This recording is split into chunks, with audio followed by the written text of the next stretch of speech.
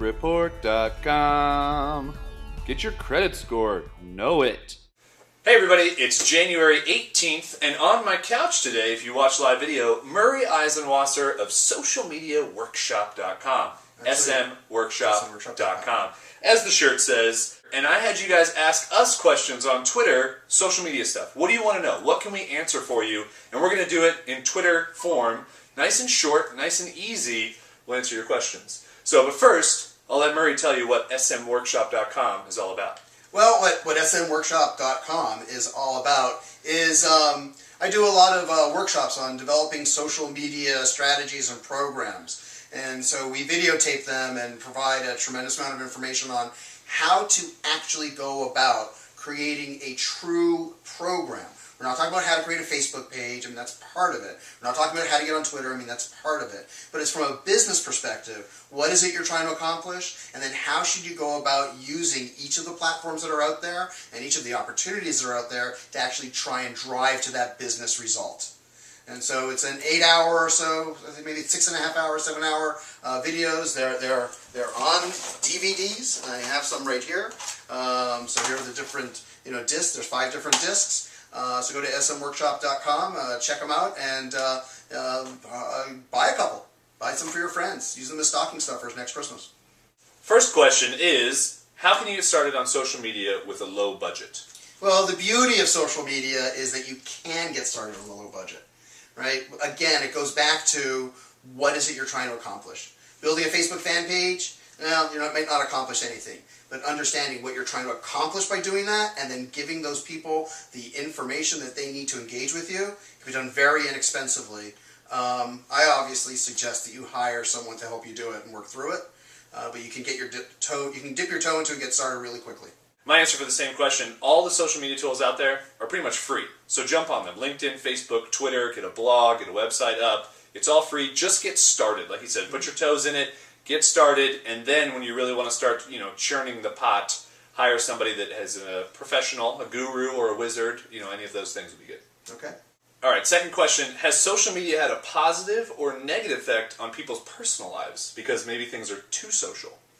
I personally think that from my personal life, it's so much more rich with the contacts that I've made and the contacts that I've re-engaged with from all stages of my life going back to elementary school.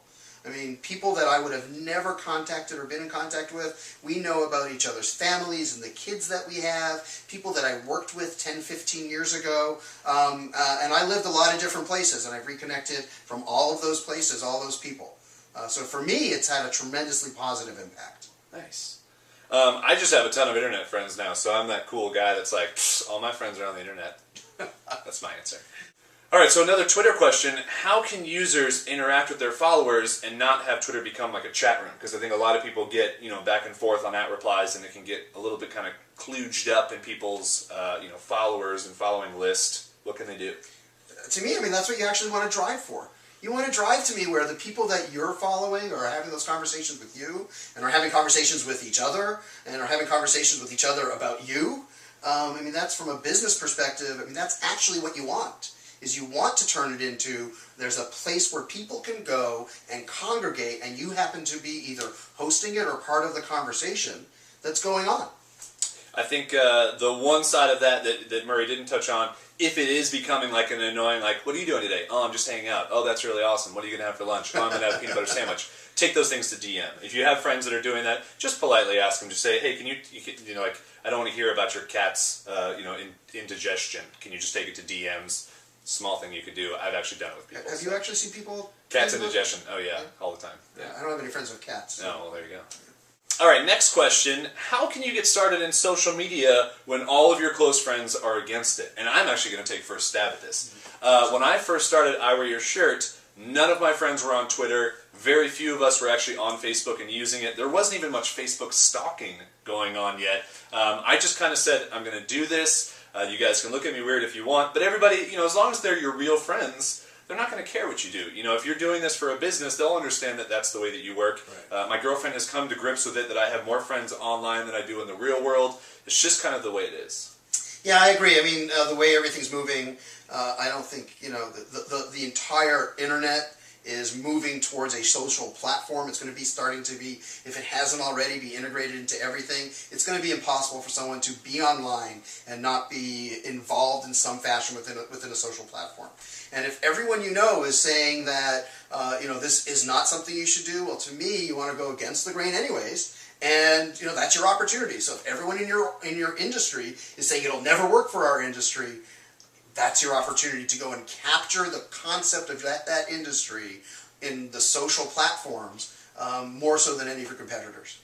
All right, next question is the key having an outrageous or amazing product, or can anybody kind of get by with their business through social media?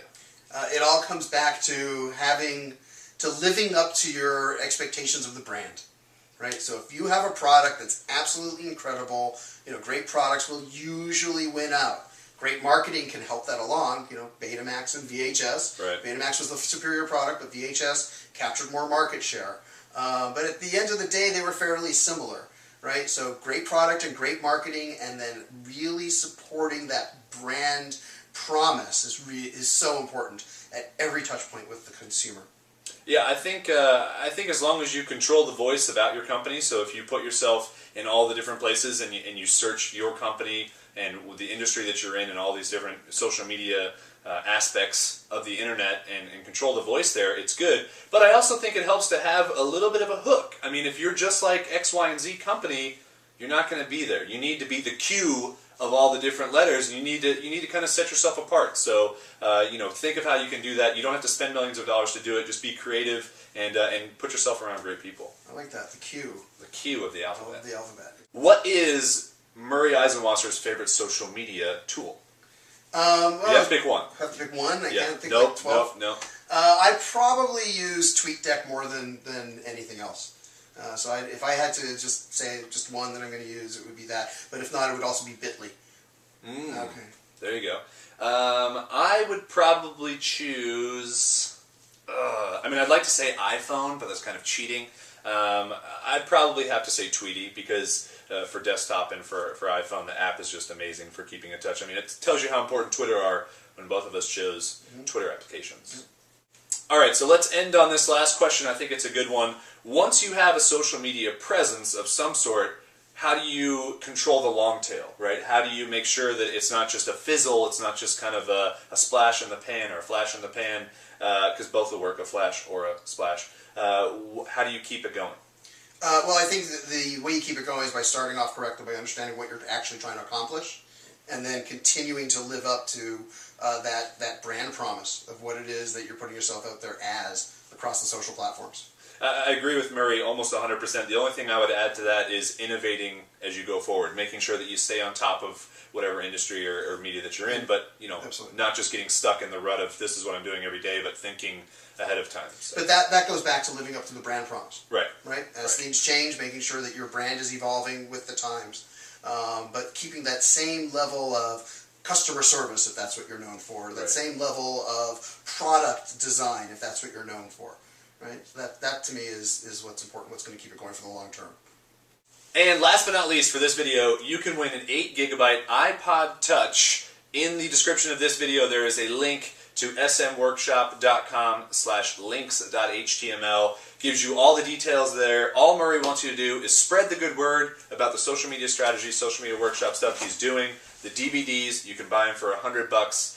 And that's it. I want to thank Murray for being here. No, my pleasure. We got a little interview session. It was Absolutely. Good. It was Appreciate good. it, man. Thank you very much. We'll do the handshake, and we'll see you guys later. It's like Evan said, freecreditreport.com. It's not just for your mom.